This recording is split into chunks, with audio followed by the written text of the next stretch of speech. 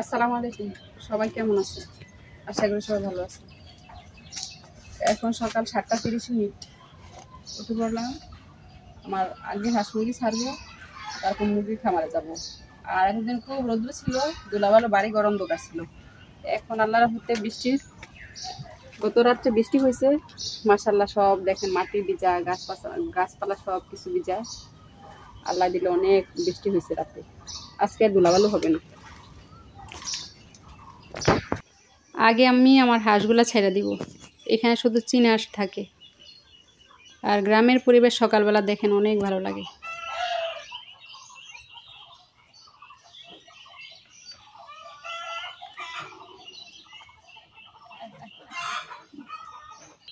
আমি আমার চীনা হাঁসদের কি দেই, কুড়া আর আগের দিনে যে ভাত থাকে ওই ভাত আর কুড়া একসাথে মিশাইয়া দিই।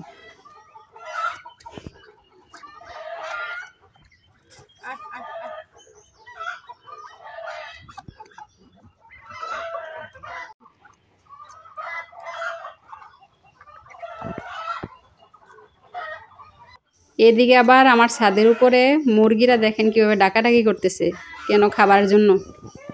আমিও ছাদে চলে যাই।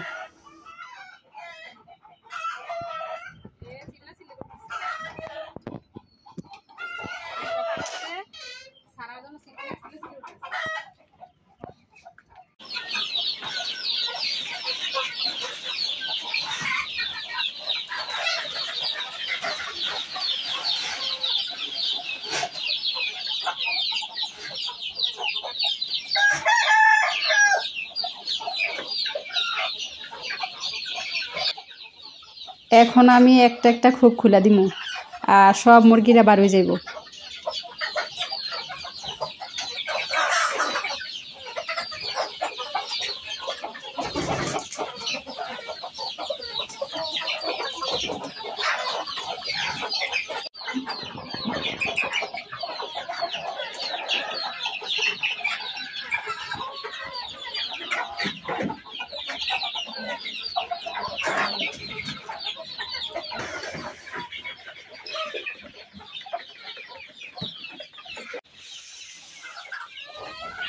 আমি আমার সব মুরগির খাবার দিয়ে দিতেছি।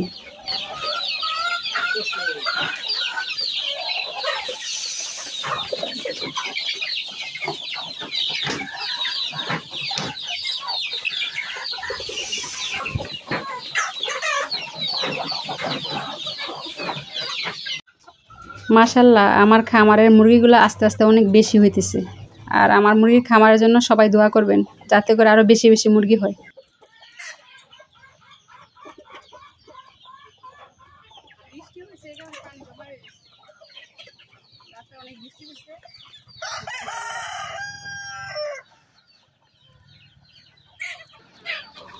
এখন আমি এই পানির মধ্যে কিছু ঔষধ দিব, যাতে করে মুরগি সবসময় সুস্থ সবল থাকে। ঠান্ডার ঔষধ, আরও আছে কিছু রোগের ঔষধ।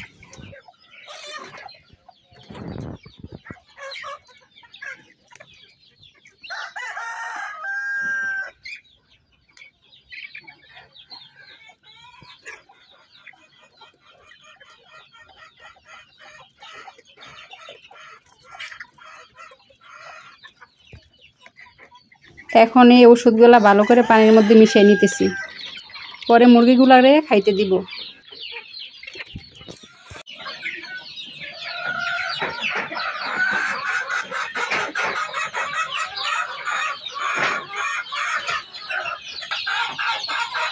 এদিকে আবার বোর্ডিংয়ের বাচ্চাগুলোরে খাবার দিতেছি। এগুলো মাশাআল্লাহ আস্তে আস্তে বড় হইতেছে।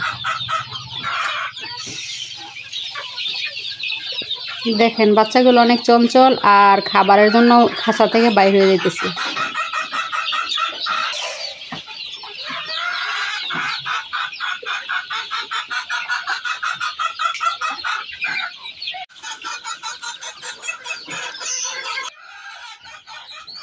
এই বোর্ডিংয়ের বাচ্চাগুলোর বয়স হলো 1.5 মাস।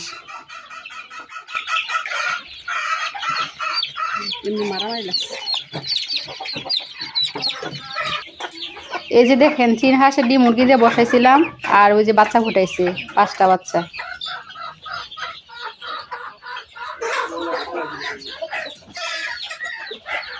দেখেন কত সুন্দর করে পানি খেতেছে, খাবার জন্য পাগল হয়ে গেছে। এখন আমি মুরগিগুলা ছেড়ে দিতেছি, আর আমি সবসময় চেষ্টা করি মুরগিগুলা 9টার আগে ছাড়ার জন্য। দেখেন এক এক করে সব মুরগি নিচে নেমে যাব, বাগানের ভিতরে থাকে।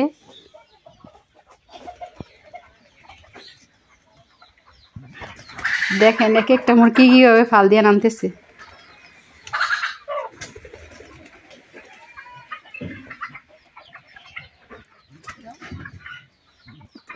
সবাই ভালো থাকবেন, সুস্থ থাকবেন। পরে অন্য কোনো নতুন ভিডিও নিয়ে আসবো। আল্লাহ হাফেজ।